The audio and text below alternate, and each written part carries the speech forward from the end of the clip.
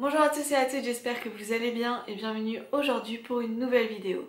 Cette semaine, on se retrouve dans un tout nouveau décor parce que si vous avez vu ma dernière vidéo, vous avez peut-être compris en fait que j'ai déménagé et donc qui dit déménagement dit nouvelle bibliothèque et nouveau décor. Et donc c'est pour ça qu'on se retrouve dans ce cadre. Je sais pas si c'est le meilleur pour l'instant, mais aujourd'hui c'est ici que j'avais envie de filmer. J'ai décidé cette semaine de vous faire une vidéo que j'appellerai des chroniques express parce que peut-être que vous le savez ou pas, mais cet été pendant 2 mois j'ai travaillé en librairie et donc en plus des lectures que vous avez pu retrouver quotidiennement, enfin pas quotidiennement mais toutes les semaines sur le blog, j'ai lu également des livres dans le cadre de mon travail dans la librairie et j'avais envie de vous en parler. D'ailleurs, petite parenthèse, mais si vous avez envie d'une vidéo où je vous parle un petit peu de mon expérience durant ces 2 mois en librairie, eh bien dites-le moi en commentaire, je pense que c'est une vidéo que j'aimerais beaucoup faire. D'ailleurs, on me l'a demandé, c'est Léa de la chaîne Herbie Books, d'ailleurs je lui fais des bisous si elle passe par là, qui m'a demandé si je pouvais faire une vidéo à ce sujet. Et donc si vous aussi vous voulez voir une vidéo là-dessus, ben dites-le moi en commentaire. Le premier livre qui m'est passé entre les mains, il s'agit de Jules de Didier Van Cauwelaert. Excusez-moi, je sais pas du tout comment le prononcer. Et en fait le synopsis annonçait une histoire autour d'un chien qui va entre guillemets aller à la retraite parce que sa maîtresse qui était malvoyante va retrouver la vue. Donc moi je m'attendais vraiment à une histoire qui soit tournée du point de vue du chien, je sais pas pourquoi, je m'étais fait cette idée en tête. Et je m'attendais vraiment voilà, à une histoire d'amitié, vraiment concentrée du point de vue de l'animal. Et j'ai été assez déçue parce que ça n'a pas du tout été le cas. J'ai trouvé que finalement Jules était assez effacé et qu'il y avait une histoire d'amour qui prenait plus le pas sur l'histoire de ce chien. Et j'ai pas du tout été conquise par le style. Donc pour moi ce livre ça a vraiment été une déception. Ensuite j'ai lu un roman beaucoup plus jeunesse qui est Une belle brochette de bananes de Jean-Philippe Harou Vignode. Et j'ai adoré vraiment cette lecture. C'est le même auteur en fait qui a écrit par exemple Pépé Cuvert, le détective privé, que moi j'avais découvert au collège et que j'avais adoré. Et dans ce roman en fait on va suivre une famille, une grande fratrie de plusieurs enfants où on n'a que des garçons qui s'appellent tous Jean quelque chose et on va suivre leurs aventures. Et donc dans ce tome là, tout commence avec le papa qui est passionné de photographie et à chaque chapitre, soit ça va être concentré sur les vacances de ce garçon ou encore les premiers sentiments amoureux ou tout ce qui est sentiments ou rivalité entre frères et sœurs. On continue en littérature générale avec Les Passants de Lisbonne de Philippe Besson. C'est une histoire simple et légère sur deux êtres qui ont tous les deux perdu une personne qui leur est chère, l'un dans un tremblement de terre et l'autre à cause d'une rupture amoureuse. Et ils vont se rencontrer, ils vont se soutenir, ils vont se raconter leur histoire et se retrouver peu à peu avec eux-mêmes. J'ai trouvé le style de ce roman assez intéressant, on a un côté un peu théâtral, poétique et il y a vraiment une importance qui a été accordée des détails que j'ai trouvé assez sympa. Ensuite, la première BD que j'ai lue durant l'été, c'est Cadavreschi de Pénélope Bagieux, qui a aussi écrit Les Culottés que moi j'ai adoré. Cette bande dessinée, on va faire la connaissance d'une hôtesse d'accueil qui est un petit peu paumée, qui sait pas trop quoi faire de sa vie, et elle rêve vraiment du prince charmant et de rencontrer un gars romantique. Et il se trouve que sur sa route, elle va faire la connaissance d'un écrivain en manque d'inspiration et elle va devenir sa muse. Sauf que rapidement ça va être le désenchantement et elle va un petit peu percer le mystère de cet écrivain et tout ce que je peux vous dire c'est que ça va vraiment, il y a un réel retournement de situation que moi je m'attendais pas du tout. Il y a vraiment un côté girl power et le revanche de cette femme sur les hommes et sur le monde. Globalement c'est une bande dessinée que j'ai beaucoup aimée même si il y a quelques points qui m'ont dérangée. Notamment, j'ai trouvé les dessins un petit peu moins sympas, un petit peu moins colorés que dans Les Culottés. Et de l'autre, dans l'histoire, j'ai trouvé la rencontre entre la jeune femme et l'écrivain assez improbable. Et notamment dans son comportement, parfois l'héroïne principale, elle avait un côté un peu bécasse et je trouvais ça dommage. On continue cette fois dans la bande dessinée un petit peu plus jeunesse avec Le Carnet de cerises de tome 1 de Aurélie Nérette et Joris Chamblin. C'est vraiment une œuvre que j'étais impatiente de découvrir et que j'ai adorée. C'est une bande dessinée que j'appellerais Bijou, qui se situe entre le roman graphique et le journal intime. C'est vraiment une belle histoire poétique avec des personnages vrais et simples que j'ai beaucoup aimé. Dans ce premier tome, on va faire la connaissance de Cerise qui est une petite fille de 10 ans qui vit dans un petit village et adorerait devenir romancière. mais entre temps elle s'amuse à mener des petites enquêtes avec ses amis. Elles ont l'habitude de croiser un homme qui sort de la forêt avec des pots de peinture et qui est recouvert de peinture partout, et donc elles vont se poser des questions, se demander voilà pourquoi cet homme a plein de peinture sur lui et qu'est-ce qu'il peut bien faire dans la forêt. On change complètement d'univers puisque cette fois on va aller dans les thrillers avec La fille du train de Paola Hawkins. Ce thriller, vous avez dû forcément en entendre parler, il y a eu le film qui est sorti, ça a fait beaucoup de bruit, et donc je me suis dit, moi qui suis pas trop policier, eh bien il faut quand même que j'en lise un pendant ma saison en librairie. Pour être honnête, c'était un bon thriller, même si j'ai pas du tout été époustouflée. Je m'attendais vraiment, étant donné que ça a fait beaucoup de bruit, je m'attendais vraiment à que ce soit quelque chose de renversant, un petit peu comme Gone Girl.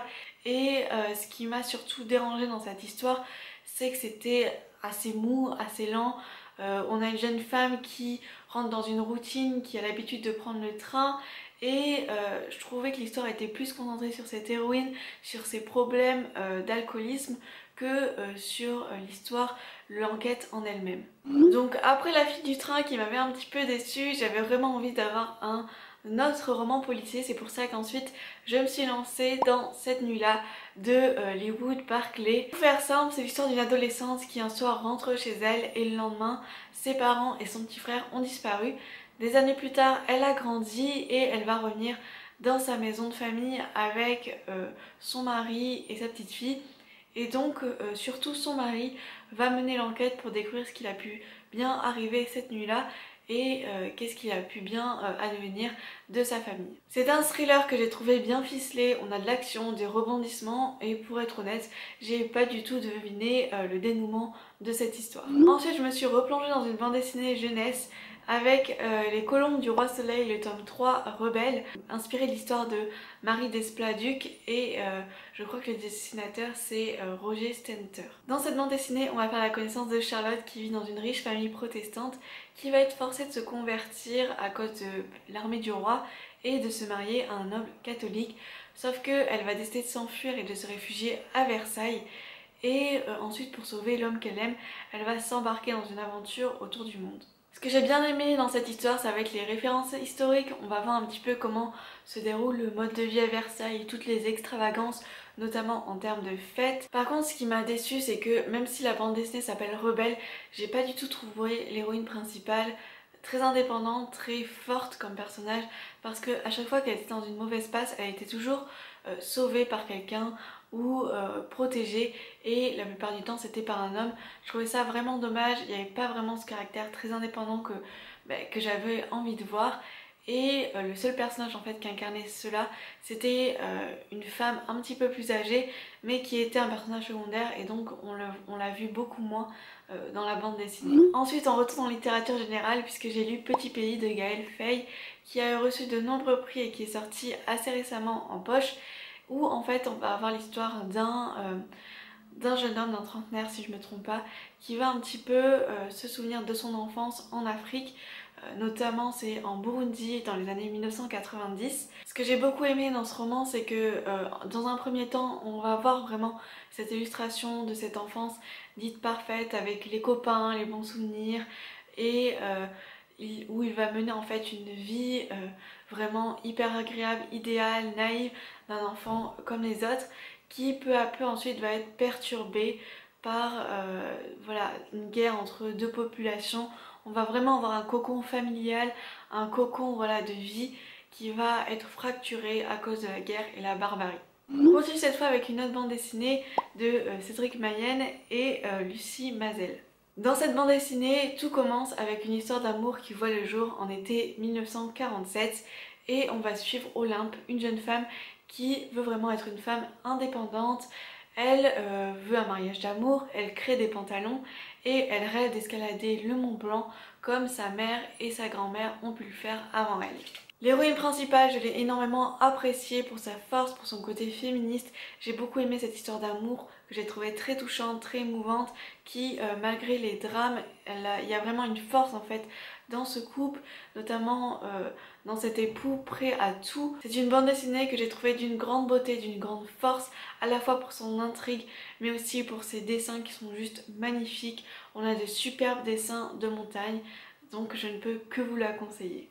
Ensuite je me suis relancée dans un policier un petit peu plus comique et déluré puisqu'il s'agit de Agatha Raisin et la quiche fatale, le tome 1 de MC Beaton. Agatha est une londonienne qui arrive à la retraite et donc elle va pouvoir enfin réaliser son rêve et vivre dans un petit cottage anglais, sauf qu'une semaine plus tard c'est le désenchantement, elle s'ennuie et donc elle va décider, pour se faire un petit peu remarquer, de réaliser une quiche. Sauf comme elle est très mauvaise cuisinière, elle va aller acheter sa quiche à Londres.